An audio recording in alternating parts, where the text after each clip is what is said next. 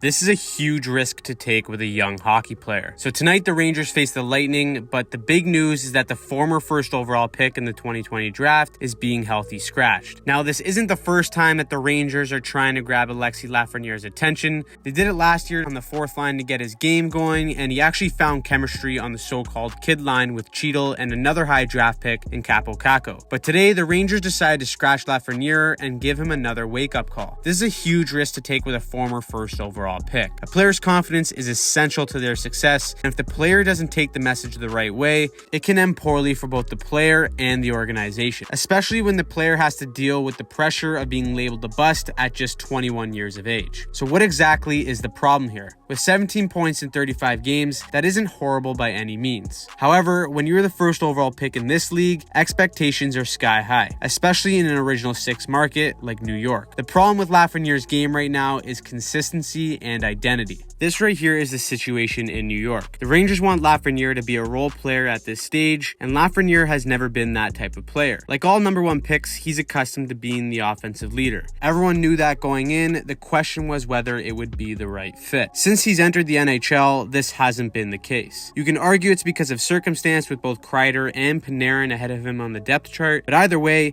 he hasn't shown enough consistency to earn that right in the first place. And we have seen flashes of brilliance from Lafreniere, especially in last year's playoff run when the Rangers went all the way to the Eastern Conference Final, and Lafreniere and the kid line did have some big moments. That leads us to this situation today. Playing third and fourth line minutes, your primary role isn't to create offense. It's great if you can, obviously, but your main job is to grind down the opposition, finish your check, and be responsible defensively. All that stuff can be a difficult adjustment for a young player who's always been in an offensive role for a majority of his hockey career. What happens next will determine the fate for both Lafreniere and the Rangers. It doesn't seem like he'll get very many chances to play in an offensive role, and if he does, it will likely be his last in a Ranger uniform if he doesn't produce. Scratching him tonight sends a message. Adjust your game and find an identity for the New York Rangers, or don't, and this will become a common theme. When you're as good as the Rangers, this is the slippery slope you play with a 21-year-old former first overall pick. Gallant wants to ignite the fire and hope the player takes the message the right way. This can work, but it really all depends on communication between the coach and the player. If there's a lack of communication or no long-term plan for Lafreniere to earn himself a spot, it can completely crush the confidence of him